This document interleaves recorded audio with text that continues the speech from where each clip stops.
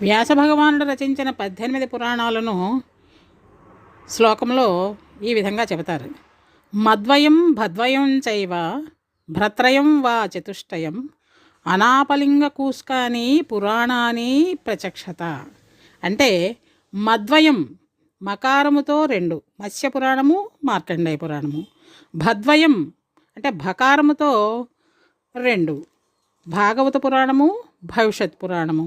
భ్రత్రయం భ్రకారముతో త్రయం అంటే 3 కాబట్టి అవి బ్రహ్మ పురాణము, బ్రహ్మ వైవర్తవ పురాణము, బ్రహ్మాండ పురాణము. చతుష్టయం చతుష్టయం అంటే వకారముతో వచ్చేవి 4, వకారముతో అవి వాయు పురాణము, వరాహ పురాణము, వామన పురాణము, విష్ణు పురాణము.